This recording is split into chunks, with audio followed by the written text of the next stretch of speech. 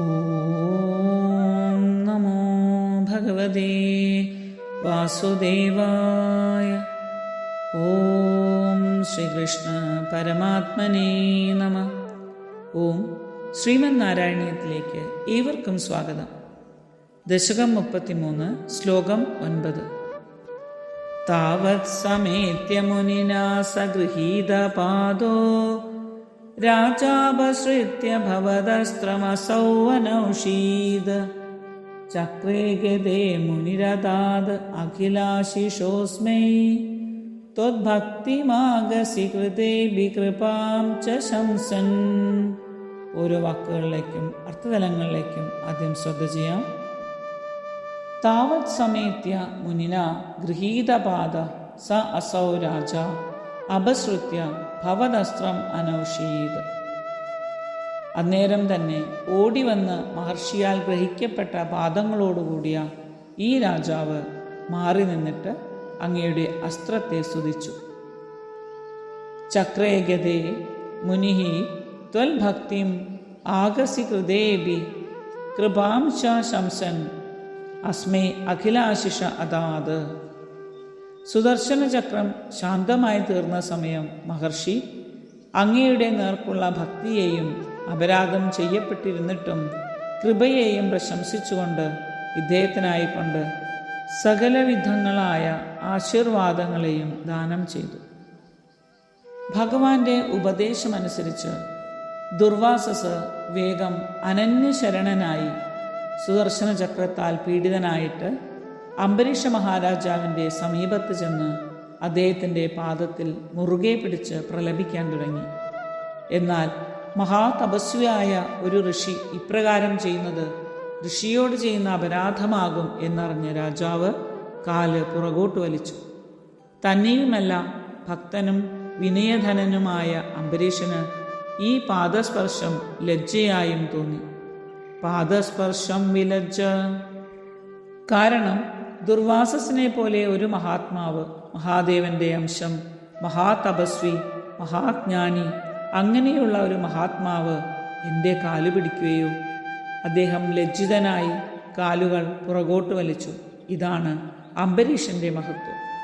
ദുർവാസസ് തന്നെ ദ്രോഹിക്കാൻ ശ്രമിച്ച ആളല്ലേ? 1 വർഷം അനുഷ്ഠിച്ച വ്രതം മുഴുവനും പാഴാക്കി കളയുവാൻ ശ്രമിച്ച ആളല്ലേ?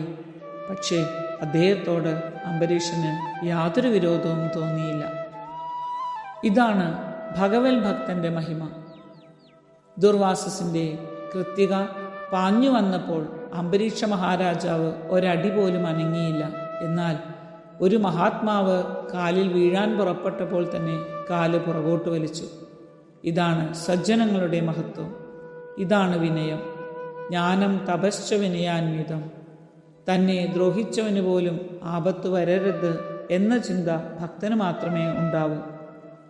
ആ രാജർഷി പെട്ടെന്ന് അവിടെ നിന്നും മാറി നിന്ന് സുദർശന ചക്രത്തെ, ക്രൂരകർമ്മത്തിൽ നിന്നും വിരമിക്കുന്നതിന് ആ ചക്രത്തെ സ്തുതിക്കുവാൻ തുടങ്ങി.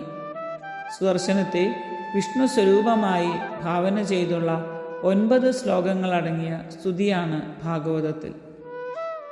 അംബരീഷന്റെ ഭക്തിപൂർവമായ സ്തുതിയാൽ അങ്ങയുടെ അസ്ത്രം ഉപശാന്തമായി തീരുകയും ചെയ്തു.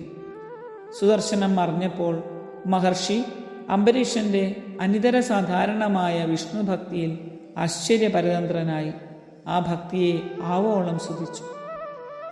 അപരാധം ചെയ്ത തൻ്റെ നേരെ കരുണാവർഷം ചൊരിഞ്ഞ് തന്നെ രക്ഷിച്ച കൃപാനിധിയായ രാജാവിൻ്റെ ദയാവായ്പിനെയും മഹർഷി അത്ഭുതത്തോടുകൂടി പ്രശംസിക്കുകയും അഭിനന്ദിക്കുകയും ചെയ്തു.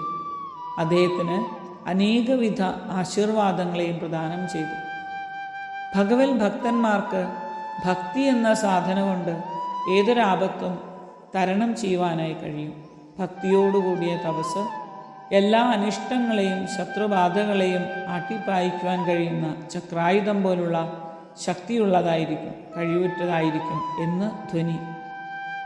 അംബരീഷ മഹാരാജാവിൻ്റെ ഭക്തിയുടെ മഹത്വം, ഭക്തന്റെ യോഗ്യത, കാരുണ്യം തുടങ്ങിയ മഹാത്മ്യങ്ങളെല്ലാം ദുർവാസസ് മഹർഷി തന്നെ തൻ്റെ അനുഭവത്തിലൂടെ എല്ലാവരോടും പറഞ്ഞു.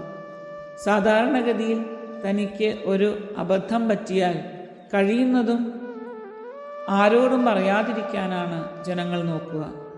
എന്നാൽ ഇവിടെ നേരെ മറിച്ച് മഹർഷി പോകുന്ന സ്ഥലത്തെല്ലാം അംബരീഷന്റെ കഥയെ പറഞ്ഞു അത്രേ. കാരണം ദുർവാസസിന്റെ കഥയായതിനാൽ വേറെ ആരും പറയുകയില്ല. അംബരീഷന്റെ കാരുണ്യത്തെ, മഹത്വത്തെ കേട്ടവരെല്ലാം പ്രശംസിക്കുകയും ചെയ്തു. ഒരിക്കൽ കൂടി ഈ ശ്ലോകത്തെ ജപം ചെയ്യാം. താവത് സമേത്യ മുനിനാ സഗൃഹീത പാദോ രാജാപശ്രിത്യ ഭവദസ്ത്രമസൗ അനൗഷീദ് ചക്രേ ഗതേ മുനിരതാദഖിലാശിഷോസ്മൈ ത്വദ്ഭക്തിമാഗസി കൃതേഭി കൃപാം ച ശംസൻ. ഓം തത്സത്. ഹരി ഓം.